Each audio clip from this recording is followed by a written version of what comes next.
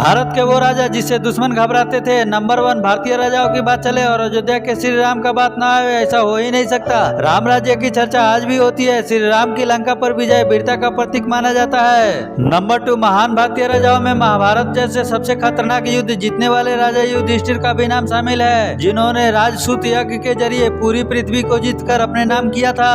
Number 3, Ashok को निर्विवाद तरीके से इतिहासकारों ने सबसे महान राजाओं में गिना है। मौर्य राजवंश के महान सम्राट का राज्य अफगानिस्तान से लेकर वर्मा तक और कश्मीर से लेकर तमिलनाडु तक फैला था। नंबर 4, समुद्रगुप्त गुप्त वंश के राजा थे, जिन्होंने कभी भी कोई युद्ध नहीं हारा। उनके युग में ही मुद्राओं के जरिए लेन देन की शुरुआत हुई थी। उन्होंने स्वर्ण मुद्रा जारी की थी। इसे भारत का स्वर्ण युग भी कहा जाता है। नंबर 5, मौर्य वंश के संस्थापक चंद्रगुप्त मौर्य ने सिकंदर के सेनापति सेल्यूकस को हराया था। महज 20 साल की उम्र में चंद्रगुप्त ने उस समय के सबसे शक्तिशाली नंद वंश को हराकर सत्ता संभाली थी। नंबर 6, महाराणा प्रताप ने अकेले मुगल साम्राज्य के सामने खड़े होकर चुनौती दी थी। मेवाड़ का राजकाज छिन जाने के बाद भी जंगलों में रहकर उन्होंने सेना जुटाई और मुगलों को हराकर फिर से चित्तौड़गढ़ पर कब्जा किया था। नंबर 7, मराठा राज्य के संस्थापक छत्रपति शिवाजी को भारत में स्वराज्य की धुन डालने वाले राजा माना जाता है। दक्षिण और पश्चिम भारत में मुगलों को पैर नहीं जमने देने वाले शिवाजी को गोरिल्ला युद्ध कला का जनक माना जाता है। नंबर 8, 10वीं सदी के राजा राजचोल ने समुद्री सेना के जरिए कंबोडिया, इंडोनेशिया जैसे मौजूदा देशों पर राज किया था।